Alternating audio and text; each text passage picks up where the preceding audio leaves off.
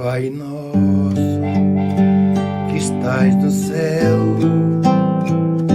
santificado seja o vosso nome.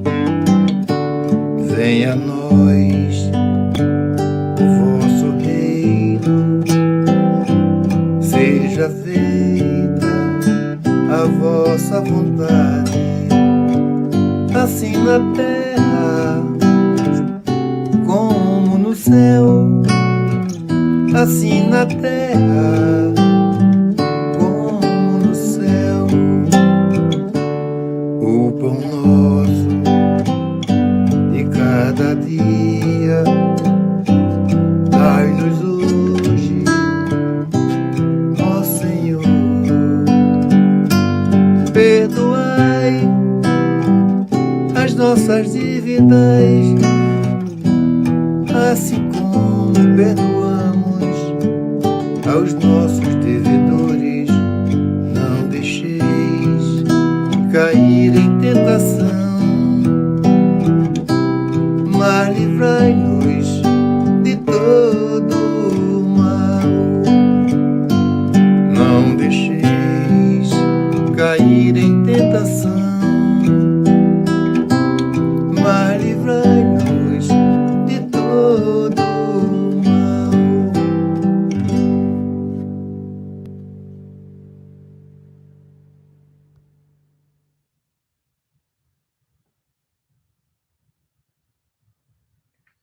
Good morning, everyone. Thank you for joining us this Saturday morning with the series of talks that was organized by the United States Spiritist Federation every Saturday at 11 a.m. Eastern Time. And today we're going to have our special guest, MARCIA TRAJANO from Georgia, from Atlanta. And she's going to be talking about meaningful conversation with your emotional self. But before we bring Marcia to talk to us, we are going to have, as usual, our initial prayer to prepare this moment that we will start by closing our eyes so that we can concentrate. And we thank our spiritual friends for being with us, for inspiring us, for helping us open our minds and our hearts to prepare for the message of this morning. We ask them for the inspiration to our friend and guest, Marcia Trajano, that she can bring to us the messages that she prepared with love and with the spirituality beside her. So thank you again. Please be with us now and always, and so be it. So, hi, Marcia. Nice to see you. Thank you for being here with us today. And before we let you bring the message of this morning, let's introduce you formally to those of our friends who still don't know you too well. So let's see, Marcia. Marcia Trajano is one of the founders of the Christian Spiritist community of Atlanta and a board member of the U.S. Spiritist Federation. Yes, we work together very closely. Very nice. She's been a Spiritist more than 20 years and has been giving talks and leading Spiritist study groups in English and in Portuguese. With a master's degree in management of technology and a project management professional certification, Marcia currently works as a project manager. So remember, everyone, before Marcia starts, to be prepared for questions and answers right after. So make sure to send yours throughout the talk. Thank you. And now it's you, Marcia. Thank you. Thank you, Tanya, so much. So when I was asked to do this Spiritist talk, I just couldn't believe it. You see, I have embarked in this, what I call, wonderful journey of learning about myself through the facilitation of study groups on inner transformation 22 years ago. It was only recently that I came to fully understand how emotions play a critical part in knowing myself and be better able to grow emotionally, mentally, and spiritually. I read Joanna de Angelis, but I had never really met the truth of her teachings until I was asked to facilitate a study of her book, Existential Conflicts. The discussions each week were like pearls of knowledge and self-awareness that has motivated me to further read and lead discussions in English on the subject. I am now leading a study group about self-discovery in English. And because Joanna de Angelis discusses the teachings of Allan Kardec through a psychological lens, it invites you to confront yourself and grow. Marlon Reikdal, considered one of the world's experts of Joanna de Angelis and Allan Kardec, gifted us with his book in Portuguese, Cultivating Emotions. This talk has been inspired by Kardec, Joanna, and Marlon. I am so grateful for all the teachings and Tanya and the United Spiritist Federation for the opportunity to talk about this journey. So, in this book, and as you can see with a Portuguese title, Cultivating Our Emotions, which Marlon wrote 5 years ago, 2015, it shows a path to our inner transformation and stimulates us, all of us, to identify, to understand, and to deal with our emotions in a more creative and conscious way. The premise of the book is that if we do nothing, right, our default ways is to either repress or control those emotions. And Marlon, in this book, he teaches us the art of cultivating those emotions. So one may pause and ask, why? What for? Right? So emotional intelligence is the ability to recognize and name our own emotions and those of other people. It is, in fact, so important that it is now taught in schools and businesses. But despite how important emotional intelligence is, most of us are really not clear of what is an emotion. It is quite generally hard to talk about emotions, to go deep inside yourself, to pinpoint what are you feeling, right? We can think about some rather recognizable moments and the emotions that we have felt. So let's pretend perhaps this morning all of us can relate to a certain worry as an emotion about the email that we sent to a family member about some difficult news.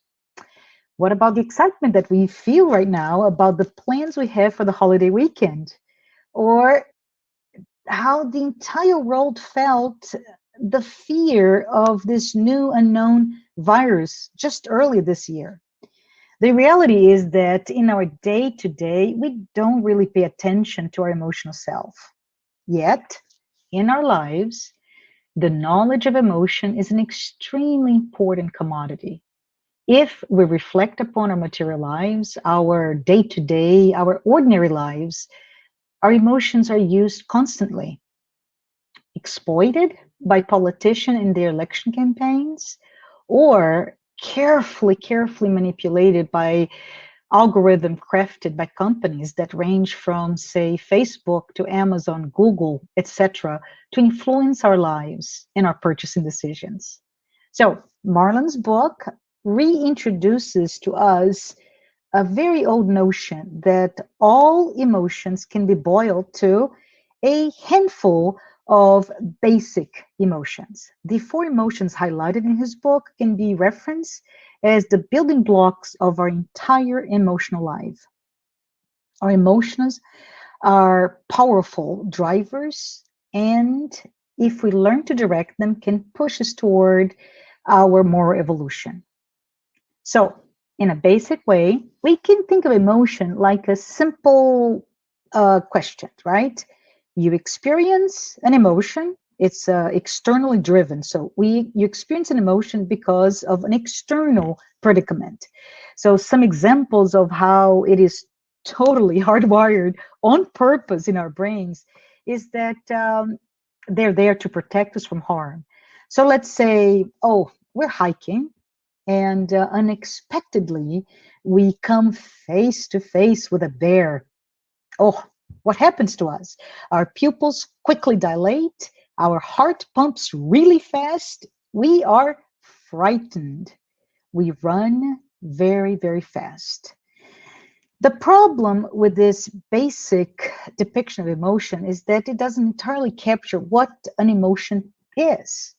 It does not provide a whole picture. On one hand, it is important to recognize the reactive physiological nature of our emotions, but on the other hand, it's not the only reason we feel the way we do at any given moment. As we think about having meaningful conversations with our emotional self, I would like here today to propose that we may feel emotions more intensely just because we are stopping to think or talk about it.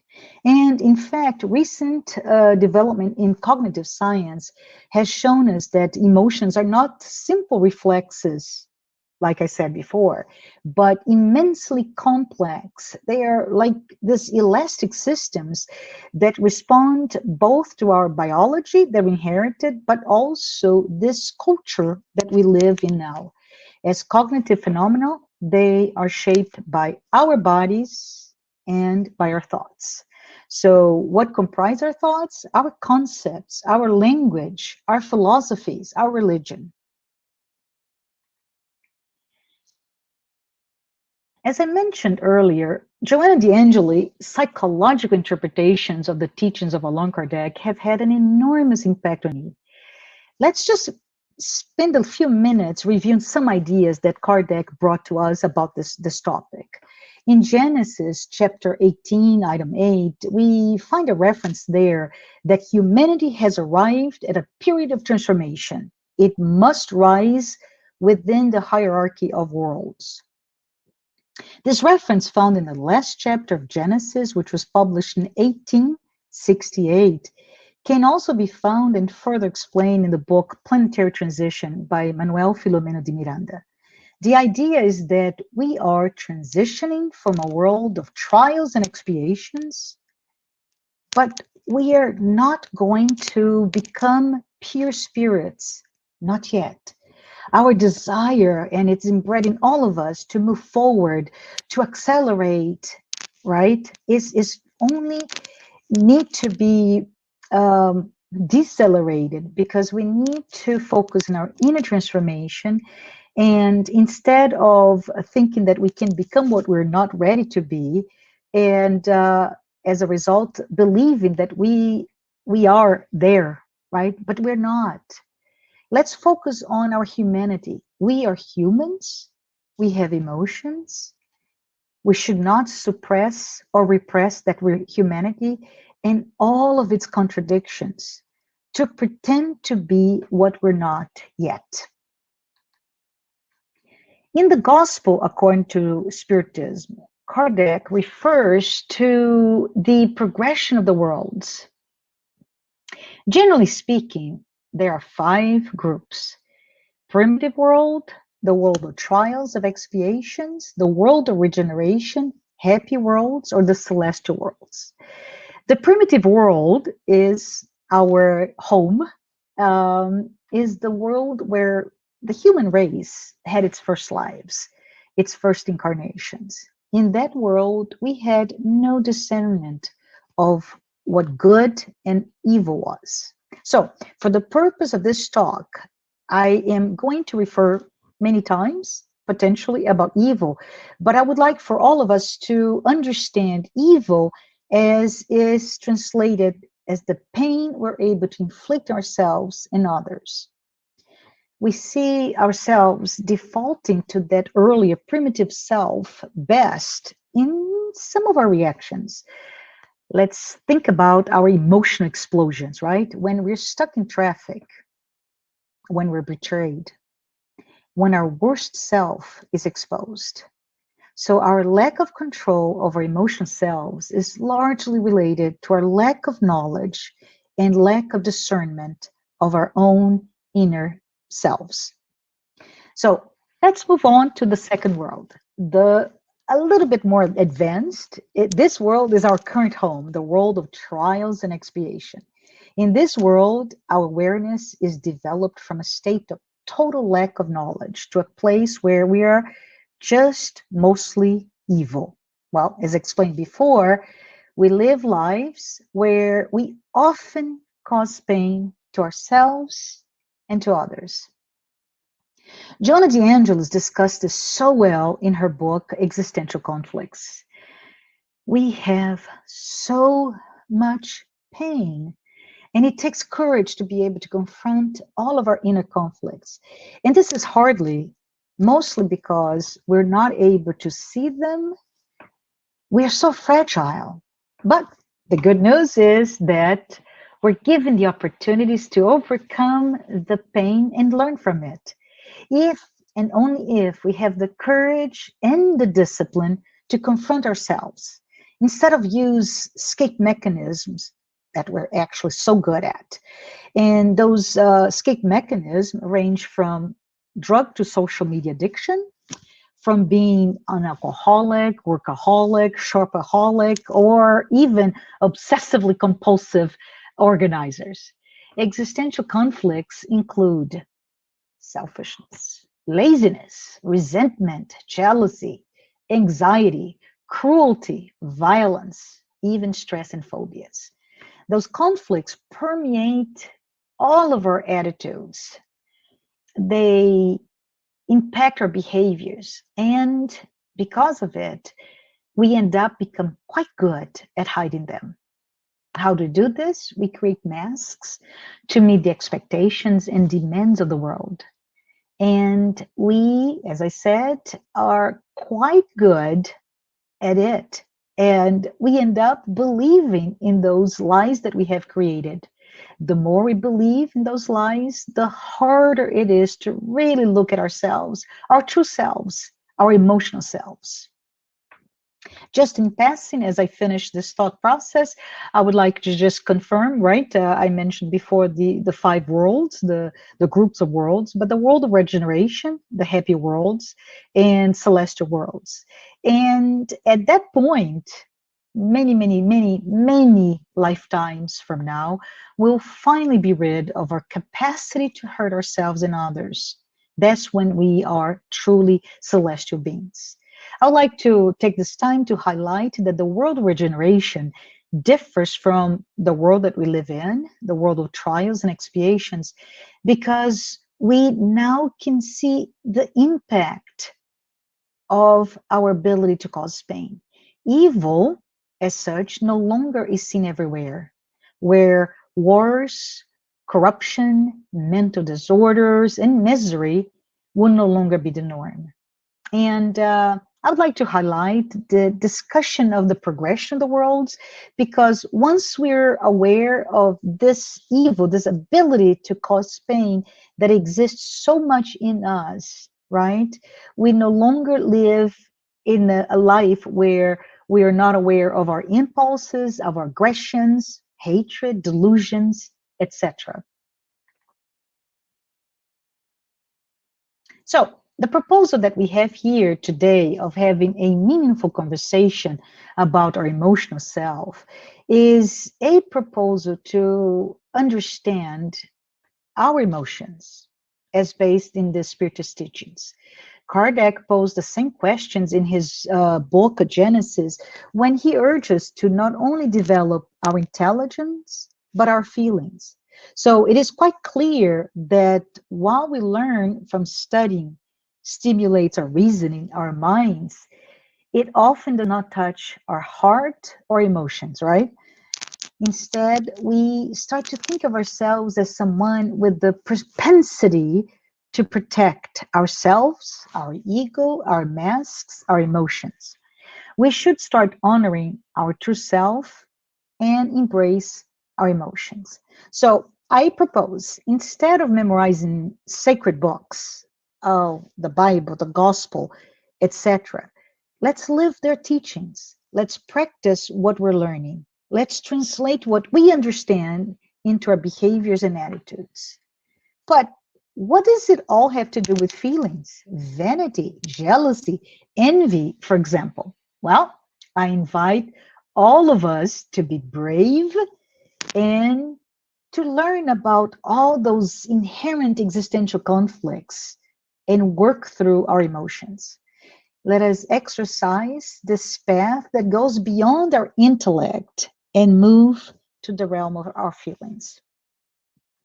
If we are to have meaningful conversations about and with our emotional self, we must understand how to deal with the most common emotions in our lives, right?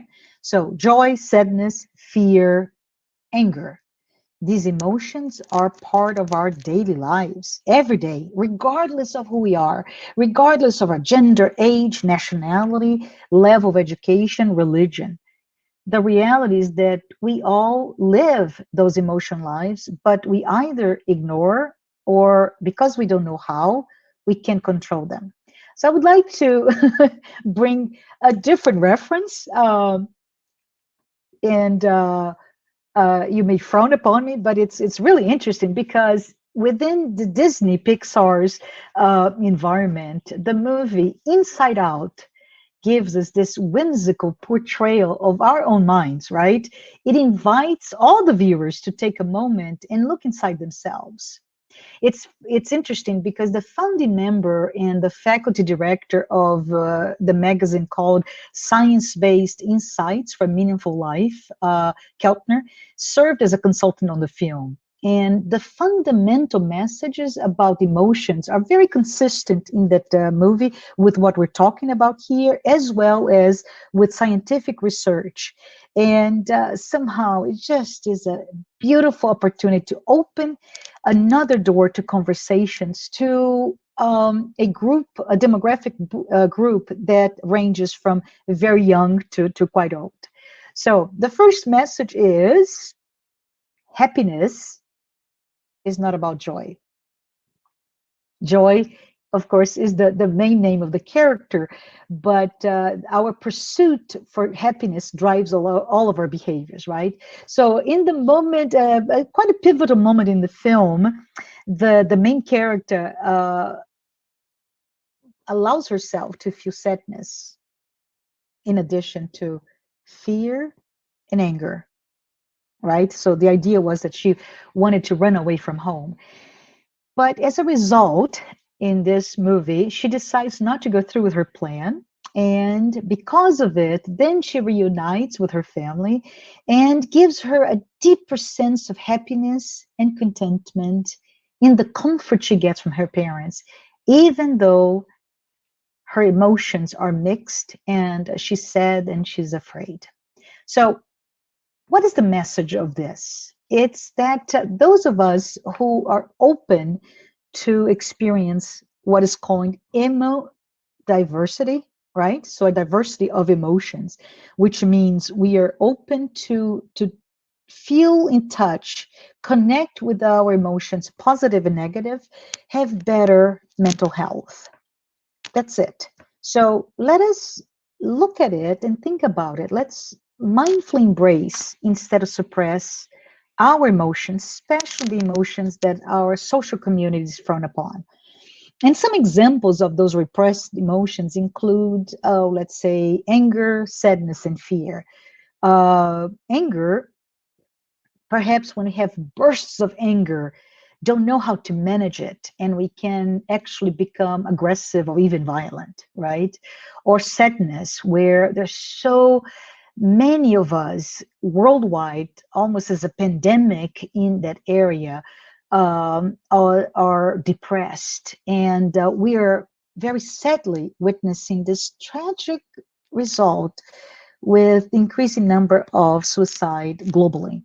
And finally, fear, where anxiety I see in its omnipresent stage, panic attacks, obsessive compulsive disorders, phobias, and all sorts of anxiety disorders highlight the issue of how we don't know how to deal with our fears.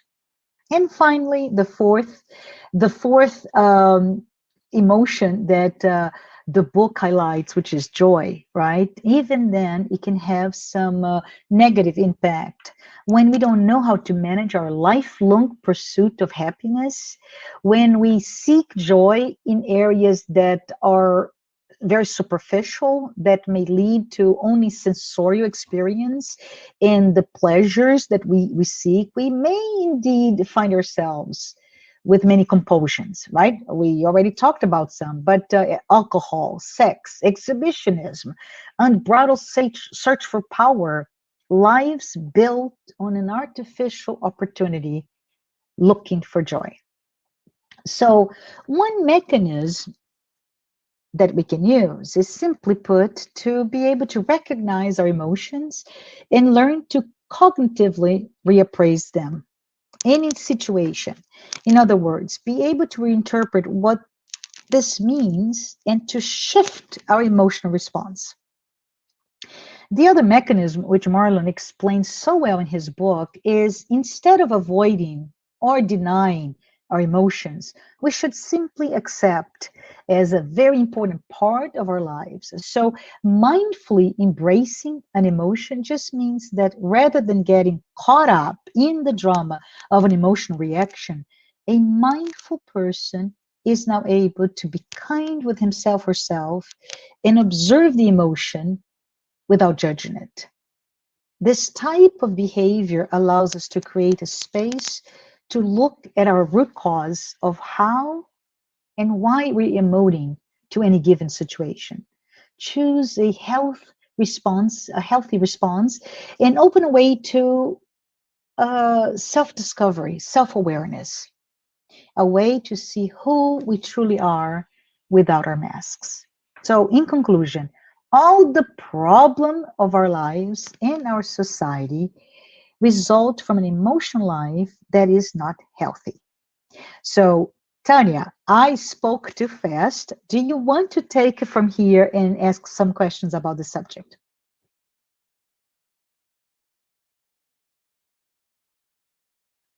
I cannot hear you, Tanya.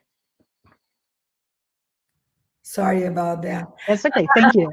Now, definitely we can have a good conversation about all this because these are very important points that sometimes we get caught up, right, in our lives and not really knowing our emotions. We just keep going, right? It's very true, and how important it is. We definitely can ask some questions, and as it goes, if there are other points you want to bring to us, definitely we Thank can you. do that. Okay, so let's start. Okay. So let's talk about emotional intelligence. That is something that we've been really listening to. More recently, we hear more often, right? And so it's very important that we understand what that means. So, what can you tell us about being emotionally intelligent? What does that really mean? Thank you. Thank you, Tanya. So, to be truly emotionally intelligent, we need to understand it starts with our words, right? Our ideas of how we should live and the emotions that are attached to them. So, for example, and I use the Disney Pixar's movie, right? When we celebrate joy, it actually has been confirmed that we are better. We're better workers. We're better parents. We're better partners. We're better friends. So this century, and especially Western civilization, we're always pursuing, looking for opportunity to be happy, to celebrate joy. But surprise, surprise, if we go back only 5 centuries ago, in the 16th century, historians say that it was actually the opposite. It was sadness that was supposed to make us better. There, at the time, we find many authors writing about how to cultivate sadness in order to become better people, better and more resilient, right? So, this is very interesting and quite simplistic, but it's really interesting to me to think what might our emotional language be talking to us about what we feel, what we value, who we think we are, what we judge is important, right? And what I like to highlight here, Tanya, is to remind us of how powerful is the link of how we think to how we feel. So true emotion intelligence requires that we understand our social, political, cultural forces that have shaped what we come to believe about our emotions, and interwoven with the topic of the book by Marlon, right? How joy, hatred, anger might change who we are. So what I say here is that we should be able to measure our emotions, right? And to do that, we need to learn about ourselves. We need to really learn to listen, to understand what is important to us, what is important to others, what are assumptions that we have, how to create this platform, this emotionally intelligent platform, to really be able to truly speak and learn about ourselves. And it is a real challenge because we feel that a lot of us don't deal well with feelings, right? Or at least try to put on the side and not really uh, taking that into account. It's kind of keep living life and without really knowing what we feel, what we really have in our minds, and confuse things. It's almost like feeling weak if you treat about feelings instead of just doing whatever you're supposed to do in your material life, right? Yes. It's much easier sometimes just to block, to get distracted that way, right?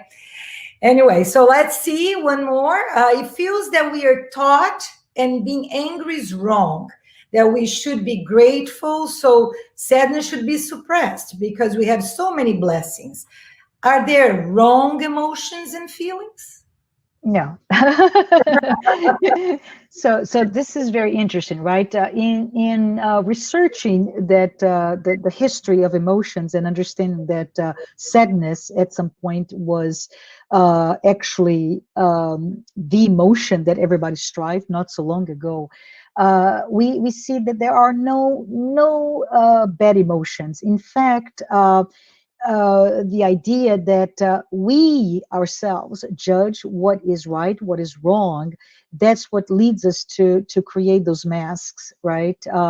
And it's the thought that Joanna de Angelis puts so well in her psychological studies, and I've become really taken by studying, especially Jungian psychology, where she bases a lot of her work. Right. So from that perspective, it's important that the masks that we create based on our own judgment, so that the cultural environment is because we are pushed to meet that demands and expectations of society. We are born and we live in the material world, and we are pushed, we're driven by attaining to that.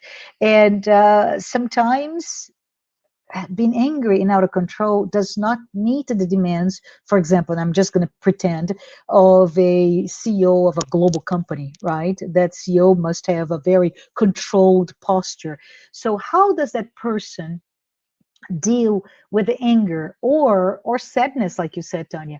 How does this person deal with it? And the majority of us simply suppress it. And what we find is that actually to suppress it is we are this closed loop system, our body with our minds and our emotions, that if you suppress it, it eventually comes up, and eventually it comes through by unfortunately mental or physical illnesses.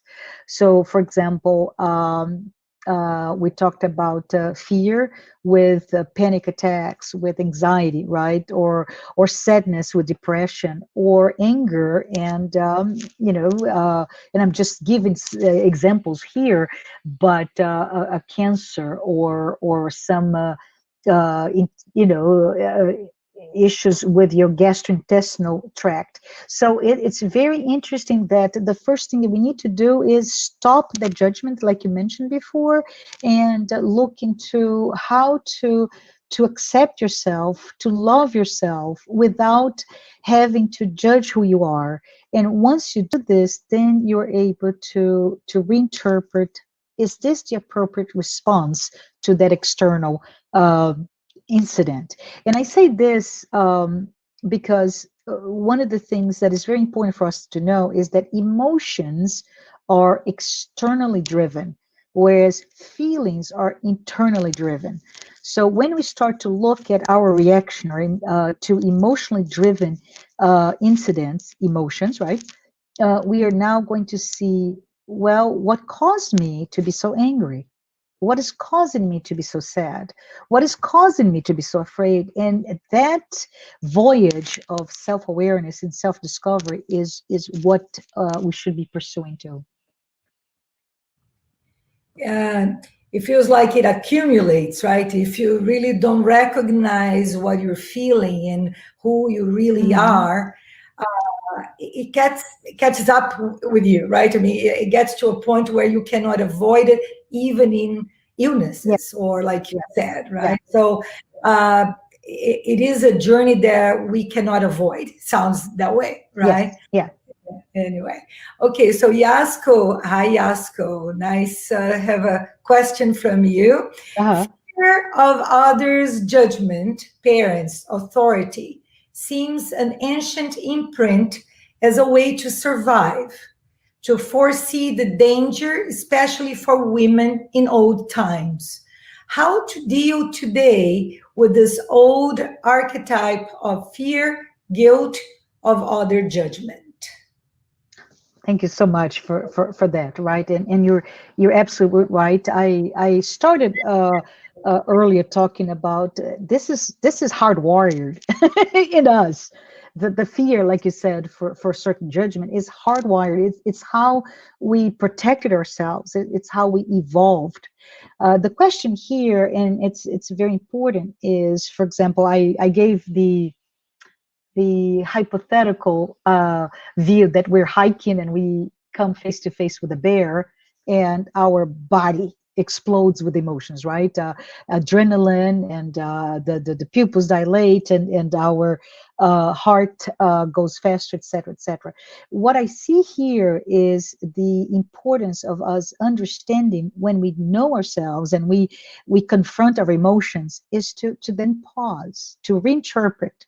Why is this, first of all, is this emotion really relevant, right? Is this something, like you said, is an archetype that we've learned and it's imprinted in ourselves? And how can we evolve from it? Because we have evolved spiritually, our society has evolved, our humanity has evolved, our planet has evolved, and it's important to understand that maybe those fears are no longer based in reality. So today, I'm afraid that I have to speak to an audience in front of a camera, and my heart too is racing. And I think to myself, Marcia, breathe. I'm not going to die, right? The worst case scenario is that I speak so fast that I compress an hour's worth of discussion into 30 minutes. It happened, but nothing is going to happen to me. And so we start to have those dialogues and not suppress the fear is real, right? But we start to understand the root cause may be, I don't know. Let's think about it. Then maybe it's based on my sense of vanity. I want to look good, right? I am speaking to peers and so many amazing people. What am I doing? Is it the fear that I'm killing my ego? That my ego, who carefully constructed this mask of I can't speak in front of a camera about this topic. And so with that, we start to calm ourselves and are able to now meet with those emotions, with honoring them, but not being controlled by them. I hope this answers your question. Yeah, a lot of challenges, right? But that's how we're evolving. That's what you're saying, right? Hmm. We definitely cannot avoid who we are and the things we feel so that we can conquer to the next, going to the next step, right? Correct. So if we don't recognize, if we think it's all good, we stay there. And things take a little longer for us to get to those worlds that you mentioned before, right? Which Yes. is definitely what we want to get to that pure spirit condition. But there is Yeah. a way to conquer. That's for sure. Yeah. Let's see. We have some more questions. So you mentioned wars and corruption are part of our inability to recognize our emotions. Can you explain that? Yes, thank you, Tanya. So when I mentioned wars and corruption, oh, drugs and misery, right? I was talking about the world that we live in. So this is the context, a very good one. So thank you, Tanya, for us to understand why do I say that the world that we live in, this world of trials and expiation, uh, it's dominant evil, right? So I further explained evil as the capacity to hurt ourselves and hurt others. Why do I say that? If we think of ourselves, we are not evil. I hope no one who's listening to this is an evil person. But the fact is, if we put that aside, right? We've had I don't know, good families. We're living lives of love and learning, etc., etc.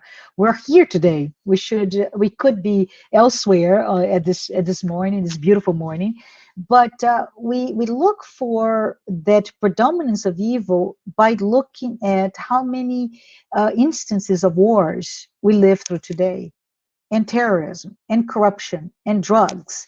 And they all are related, Tanya, to this one source, which is those four basic emotions. So when we see war, it is directly related with my own, and it's in each and one of us, my own inability to deal with my basic emotions, right? We cannot deal with war as a race, as humanity, if we're not able to control, to confront, to control, and manage the anger that we experience every day. And this anger is so real. It can be somebody who said something that did not match what you're expecting, the carefully branded you that you put out in the world. I'm talking about your masks, right? Or you are in traffic. Uh, it may just simply be that I am running late and I'm trying to move, and there's an X in front of me, and I'm just angry, and I get really outbursts of anger just by driving a car. Another type of basic emotion, Tanya, is uh, fear and depression, right? And which tells us that we cannot really be ready to deal about suicide prevention, for example, if we don't know how to deal with sadness within ourselves in our daily lives. So societally, all of those ills result from the same issue. We don't know how to deal with our emotional selves. And that's the proposal of this talk today, is to open our hearts, open our minds to really start to look at ourselves with love, with respect, and to open to the ability to confront our emotional lives. Yeah.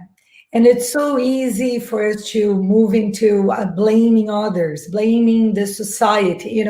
Everybody else needs to change and be better and to accommodate our own needs or what we Correct. think we need. Correct? Yeah. It's so the moment that we decide really that we are the ones in charge of our own happiness, like you were talking before, in a spiritual way, because sometimes people confuse happiness with getting things, right? Oh, I'll Hmm. be very happy when I have that car. I'll be very happy. Well, it, Correct. so confusing, right? Do you want to tell us a little bit about this confusion? This is me asking you, right? This confusion of emotions versus those needs that they're not really needs. It's what we make it up. Yeah, yeah, and I would say I would reframe your question, Tanya, with the notion that, and I mentioned earlier that our society right now really focuses on happiness, right? We all, there's this common inherent thread to all of us. Two things, actually. One is that we all have a problem that leads us to being pain. But the other one is that we all want to be happy. And many times we confuse happiness with joy, right? To enjoy is often confused with this euphoria. Some examples. Oh, I don't know. And you mentioned some material examples, but then so many others. For example, Tanya, when we talk about for Brazilians, right? If some people spend their whole year waiting for Carnival because it's an explosion of joy and euphoria, or going to a concert, right? So it's still an experience, but it's an artificial induced experience of joy. It has to be made true. And the idea here is that when we are truly looking at ourselves, we start to see that deep down inside of us, what gives us happiness is a sense of peace, right? It's a sense of balance and understanding all of the things that you truly are. So one of the things that's very interesting when you start talking about ego and self and conscious and unconscious, right? In the psychological series by Joanna DeAngelis, those books, and Joanna really teaches. And I would say this is the best a gift that I could give to anyone here. If you have not read, please do take the moment to access those books, because they're just amazing. But when we start talking about this natural half of our lives, right, our natural desire to be successful, and unfortunately success is interpreted as I am what society tells me is successful person. So my beautiful car, my beautiful house, I don't know, my beautiful career, my beautiful family, right? We want to be the best of the best. That's what we learn, and it's okay to want that. The problem is when we become entrapped by owning or experiencing things are the only two drivers for you to be happy. Did I answer the question, Tanya? Yeah, definitely. Those are important things because we feel that this time, I mean, so many people suffering from anxiety because it feels like it's never enough, right? Yes. Is that we're quick enough? Is that things don't happen the way we think they should be, like, So it's definitely a time that talking about emotions, knowing ourselves, and Yeah. living this moment, in this pandemic right now, giving us this opportunity of stopping and being more with our relatives and family, Correct. right? I mean, kind of as if the spirituality told us, oh, stop, let's think about it, right? Yes, The way. yes, indeed, Tanya. Before you give your next question, I would say that, and it's just funny. So forgive me for my digression here, but as COVID is quote unquote plaguing the world with a new virus, which led to tremendous impact, right? Consequences of social isolation, which is the economy based on production and acquisition and consumption of those products. It doesn't work anymore. But we have to think maybe that's all we need to do, right? We need to come to the time to learn to consume us, our feelings, ourselves, to be courageous, to look at what is all of this that is inside of us. So very well put. I digress because I was thinking in terms of during Y2K 20 years ago, where the world looked at that potential crisis as the end of the world. Today too, many are thinking this is the end of the world, everybody's going to die. But for spiritists, it's a time for thinking this is a great time. It's the looking at it from a positive lens. This is the time to journey, go inside of our own selves and learn a little bit more, and learn how to love ourselves, right? Yeah, hopefully it's the end of the world as we know it and getting better, right? Correct, absolutely. Yes. So Glaucio is with us. Hi, Glaucio, and he has a question. How can both recognize our shortcomings and still love ourselves? We do. How we reconcile, right, those situations? Yeah. So Glaucio, I would like to take a journey, my own journey, right? In when so many years ago, when I began teaching about inner transformation, and it was a world that was revealed to me, to have the courage to look at myself, right? But at that time, I see, and that's what's different from learning from Joanna DeAngelis, is that the lens that I've been given with those psychological series of books about inner transformation is where we look at our moral transformation not from an intellectual perspective only. So what am I talking about? When we stop at the intellectual exercise of identifying, right, with self-awareness, self-discovery, identifying all the things you are, and you stop there, then the tendency is two things. Either you repress them, you suppress all of who you are to become what you would like to be, or what's the desired state, or you go crazy and you start judging yourselves. And the idea that is put so beautiful to us with the studies of Kardec, Joanna, Marlon, is when we talk about emotional selves, our emotional selves, is the fact that first and foremost, you need to learn to be very strong about looking at your shadow, right? With Jungian psychology, look at all those things that you reject about yourselves, all those things that you reject. Why? Because they don't match that carefully crafted mask to meet outside world demands and expectations, right? So by having the courage to look and slowly carve in our shadow and understand in our subconscious minds what it is that I really am, right? That I mentioned the hypothetical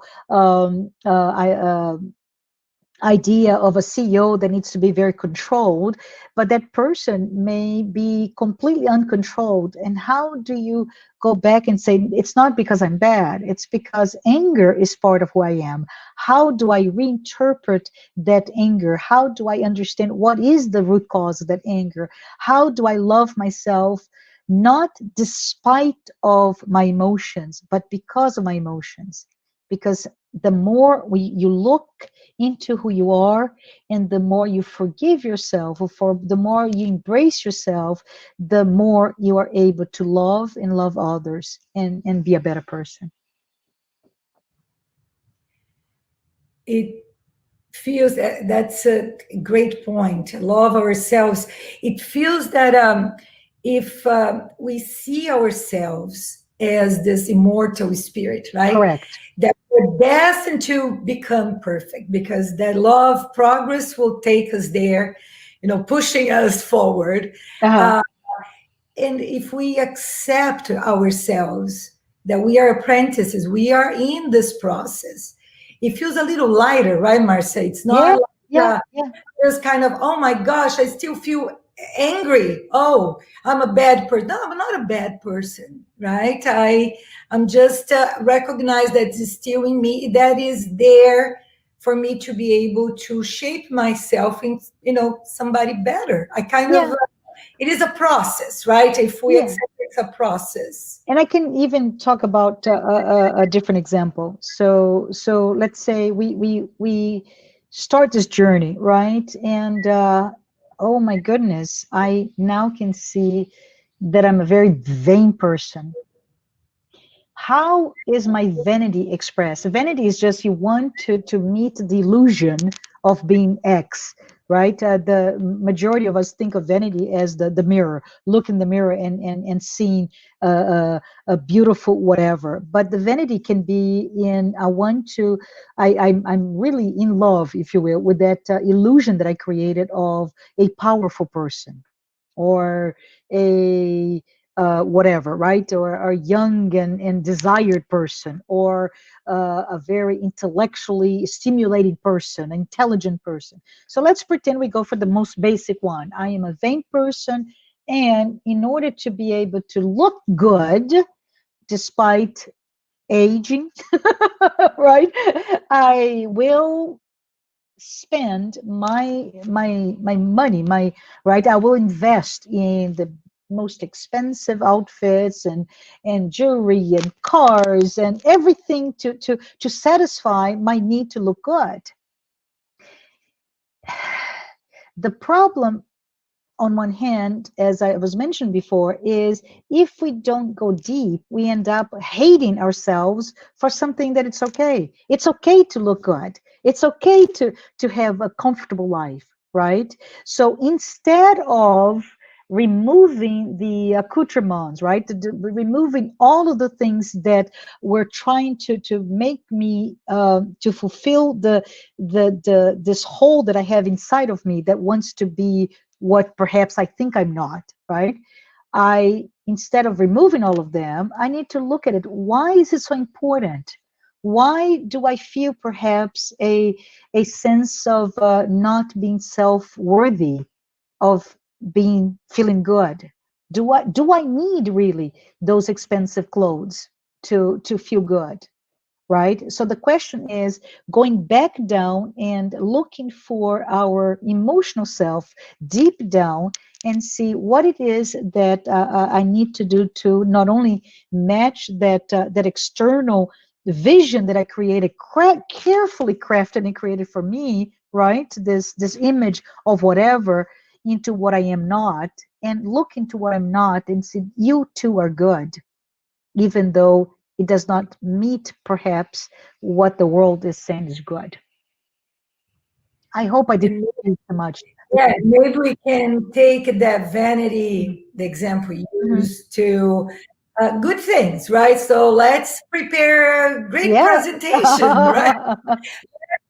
Talk Yeah. about goodness. Let's be there and looking the way we look with the Yeah. age or whatever, not necessarily with the most expensive clothes, but talking about something that can help people Hmm. or help ourselves to Yeah. grow, right? It's And it's just to finalize the thought is it's really looking at the drivers, right? It's okay to take care of yourself, but why are you taking care of yourself, and is taking care of yourself making you a prisoner of that? Does this make sense? So for example, in a different world, right, I am arrogant. It's really all about having this posture of arrogance, of pride, of power, but deep down inside we all know that we're powerless. Right? So I can either look at my need to be there or be truly powerful. So look inside of you, of us, to understand what it is that I feel, because it's all created by us. What do I feel that I don't meet what the world expects of me? And by being your authentic self, we are truly embracing who we are, and we grow in the process. Well, it feels to me that this is really the basis of what we learn so much in Spiritism about inner Sure. transformation, right? Yes. I mean, it's we hear that all the time, and some people ask, "How can I do this? How can I do my inner transformation?" Yeah. It's so abstract. It feels that you're bringing to us some points that are very concrete in Mhm. order to help us in this process of transforming ourselves. Is that what you're bringing us? Yes, yes, yes, yes, indeed. Very good. So let's see. Oh, Claudia is with us, Claudia Nunes. So let's see what she's asking. Our actions provoke reactions that the ripples affect others around us. With that said, we need to be careful with everything we do, say, and even think, right? Yeah. Especially for your confirmation. Yes, Claudia, it's so good seeing you here. And you're absolutely right. Right, we understand, and this is we. I'm putting especially those of us who study spiritism. We understand that everything we do, there is an action and reaction. But we also understand something that's quite interesting.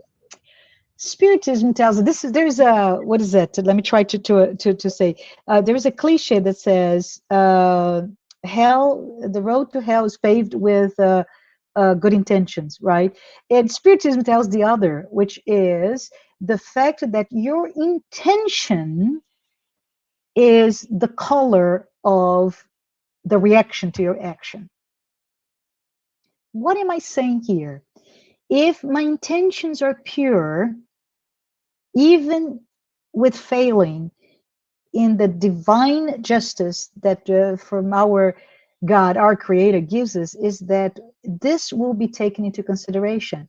It's more in the realm of a mistake than an intentional mistake. And when I see that, is that the inner transformation is like that as well. All that is inside of us, our intention is what we need to look into it. So while the emotion is an expression of what we emote based on an external incident, right? So it's very important for us to see the internal motivation is our own.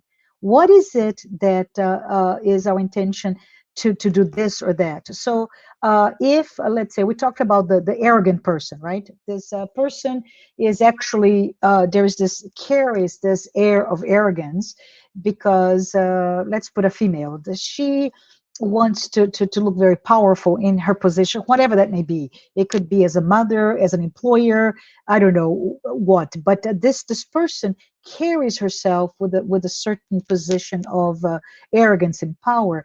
And the two things we need to see is that, is this a mask?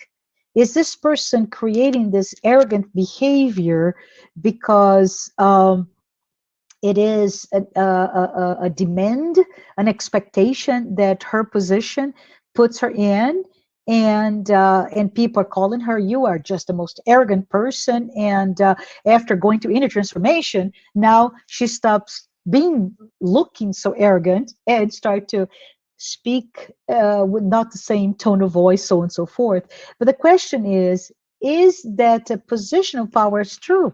She is a powerful person. Inside of her, the motivation is another.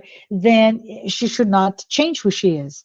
That's the thought process of in that idea of action and reaction, and we still need to be careful. But I urge all of us, Claudia, all of us to look at it from the perspective of it's not just the action, but what was the intention behind. And I would say even broader than action, of our actions, our words, our thoughts, right? Yeah, a lot of food for thought here for this Labor Day weekend. We'll have a lot to think. Yeah, no, it's especially we definitely sometimes becomes like a self prophecy, right? I mean, you have this image to other people, and then you almost like have to keep up with your image instead of Yes. trying. It is a lot of work to recognize and change, and then let this new image or new you be part of yourself, instead of just oh, she's selfish, or he's very arrogant, like you said, and suddenly you that's how that person is perceived, and it's a tough job to change that, Yeah. right? But So it's us, not for others, right, Marcia? It's yeah. our work. Yeah, so I would say, just to wrap it up, and I mentioned this before, but it's a question of, is it an intellectual study of who you are and how people see you, or how you see yourselves, and then you have the checklist, right? I am arrogant, I am this, I am that, or is it that careful discovery, self-discovery of who you truly are, and what are the intentions driving you to react this way or that way.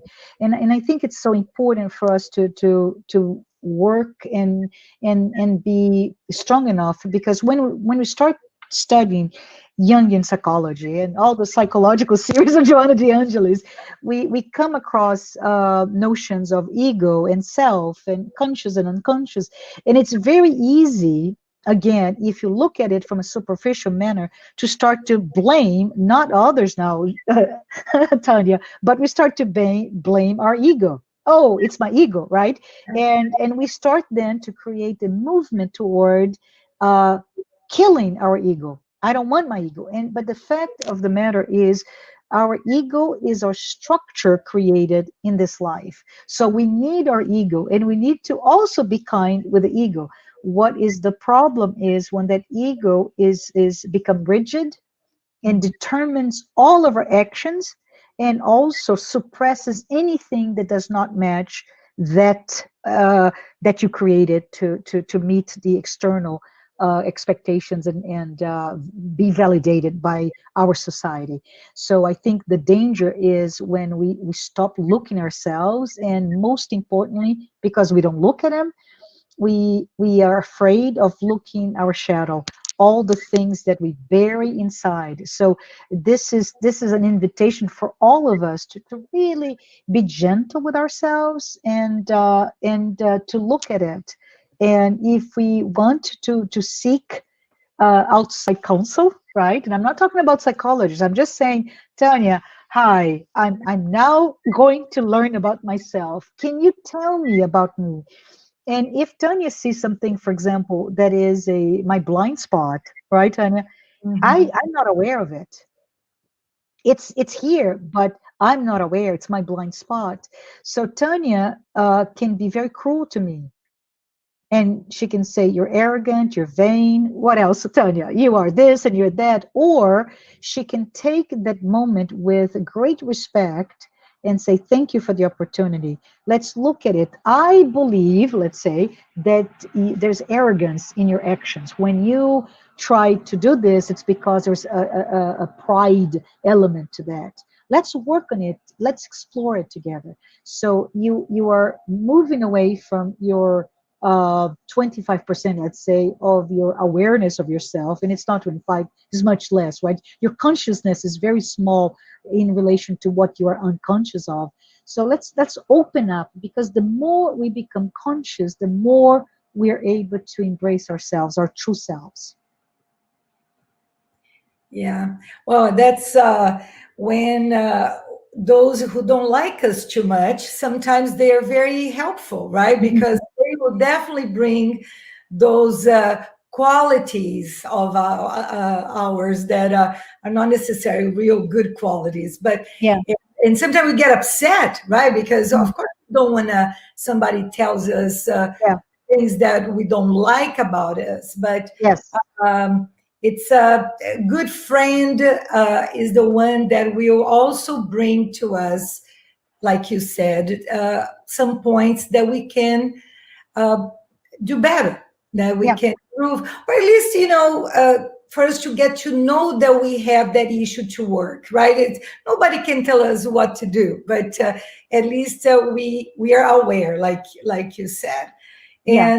And you mentioned about our consciousness and unconscious, but and also, I mean, all that is there from our spiritual baggage, all that is from several reincarnations, right? If we put that into consideration, then it goes even farther back, right? Yes, Imagine how yes. many things we don't remember right now about ourselves, and that's another aspect, right, Marcia? Yes, and it's often interesting for us. The visual that comes to my mind is it's very well used in psychology studies, the iceberg, right? Hmm. So as an iceberg, our conscious is the tip of that iceberg that is floats above water, and our subconscious is this enormous 10, 15 times of who we are. And in reality, as you said, Tanya, it's much more than that because we carry the experiences from many, many lifetimes. So from that aspect, when we start talking about conscious and unconscious, it is really interesting to be able to learn or use whatever mechanism to embrace of what we don't know. So another tool, and I did not come prepared to talk about it, but let's pretend from memory. Let's go to talk about it. But it's the Johari's window.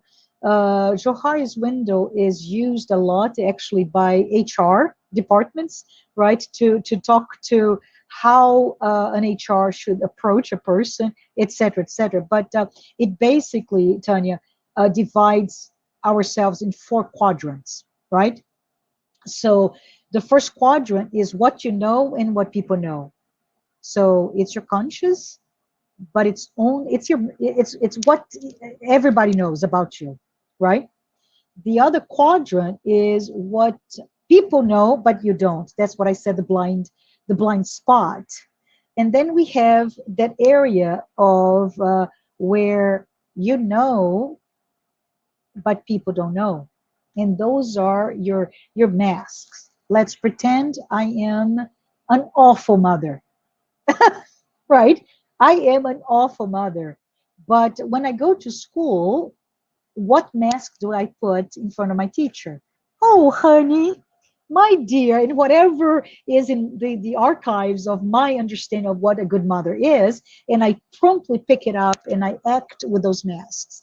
So it's very interesting when you start thinking about it. That area is an area that we don't want anybody to see, right? You invest a lot of your time to build that illusion, that image of who you are. And finally, the last quadrant is your unconscious. And the unconscious is what you don't know and I don't know.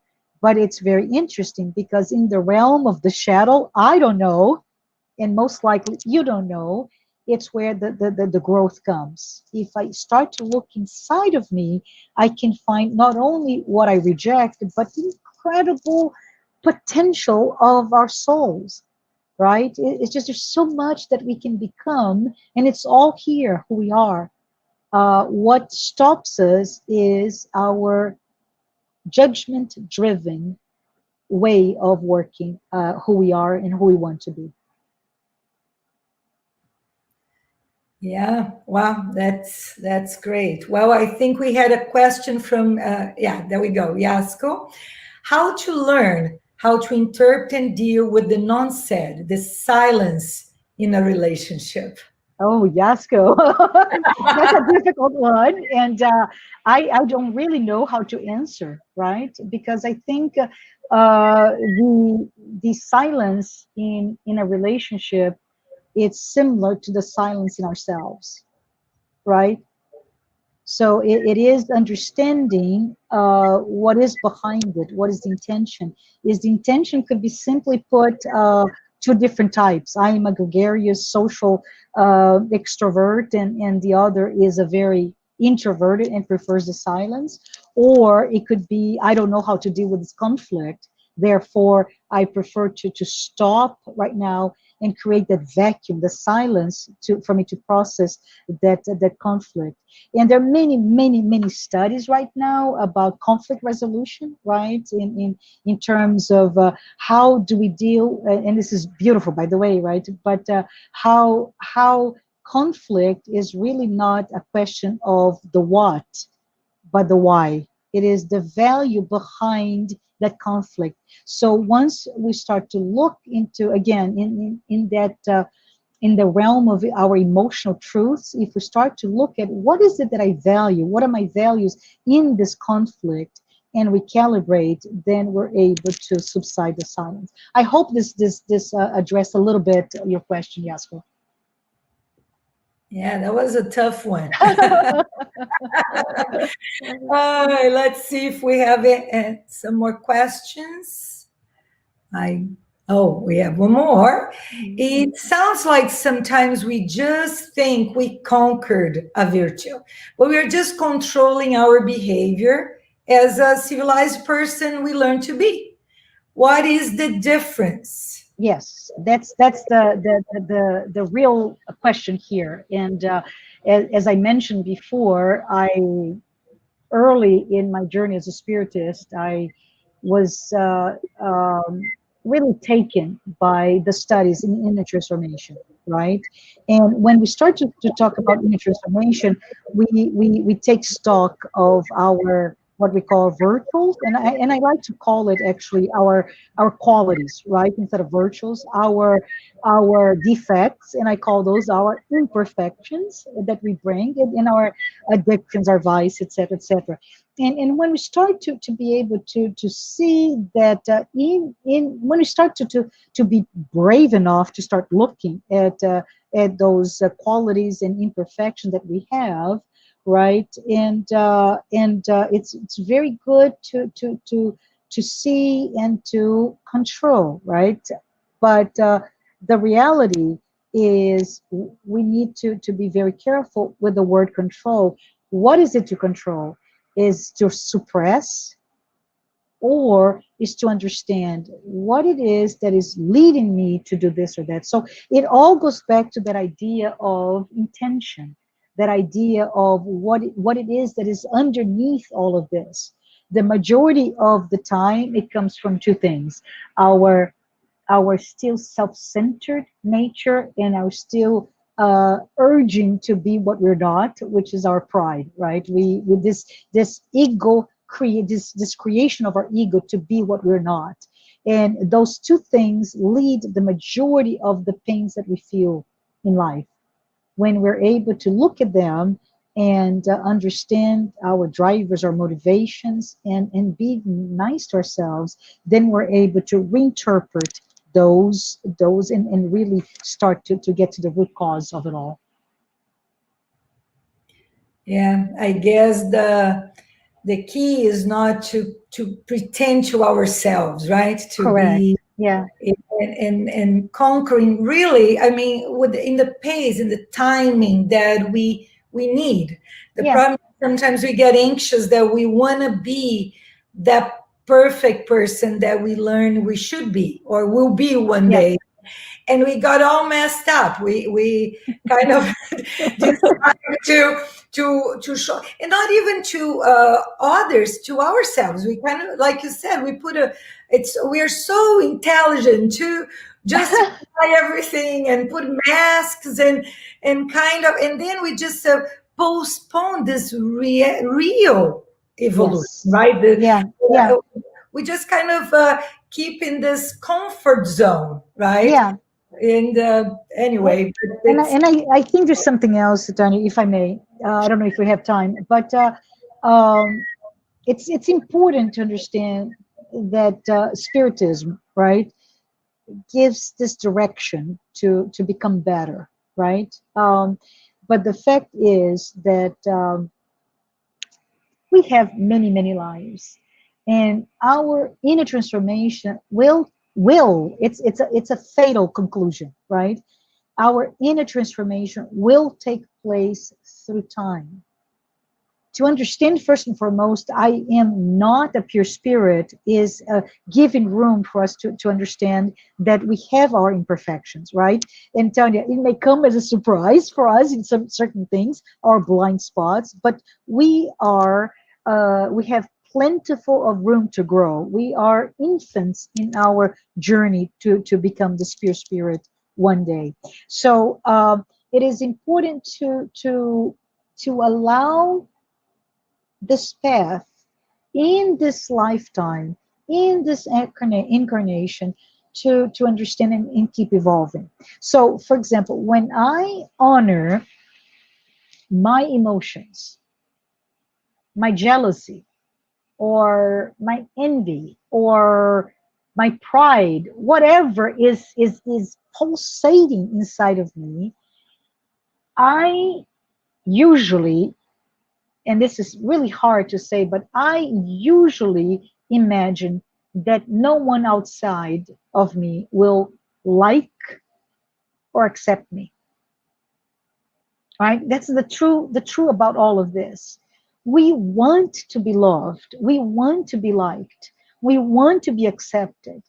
But this is the reason why we become so good at what hiding what's inside of us, right? And you may say, but what is really the problem? Why can I not hide my basic emotions, who I am, right? But think about it, and I mentioned this in passing. Let's say, I don't know, we want to control things in ourselves, but like in nature, when we don't respect, when we don't truly honor its nature, it leads to natural disasters, right? So if we keep suppressing all that we are, and it can be, as I said before, envy, pride, jealousy, I don't know. If we keep suppressing them, we will somehow get an outlet for that is burning or boiling inside of us. So we need to start thinking, what is the real cost of denying our own nature? What is the real cost of denying our own emotions, right? And the final thought about it is, well, Marcia, are you telling me that I should just give free rein to my emotions? And the answer, no, it's not. But it's to, instead of when you're angry, start yelling or throwing things, breaking things, is to understand what is the cause of that anger.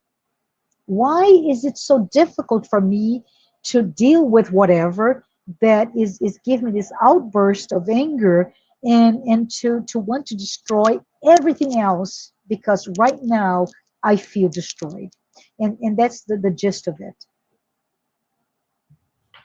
Well, I think you did what I was going to ask Uh-huh. you, which is your final Uh-huh. thoughts and remarks, and to stay with us. You know, this thought is definitely something that we should take with us from this talk. It was really really great. Thank you so much, Oh, Marcia. Yeah, it was a pleasure and a very eye opener for all of us on this matter.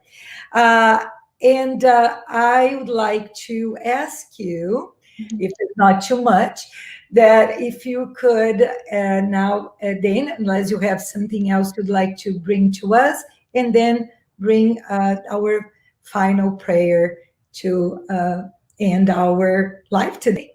Yeah, yeah. I just wanted to maybe go back, right? I talked about Kardec. I talked about what he said in the Genesis, that we are going through a period of transformation. And I just want to remind all of us that this is 1868. Kardec at that time was already bringing this topic, right? And Kardec was cautioning us about this time of transition. So, spoiler alert, we are transitioning from a world of trials and expiation into the planet of regeneration. So, that means that we're becoming less unaware of the evil that is inside of us, meaning the ability to cause pain to ourselves and to others, into awareness. So this awareness is what this is all about.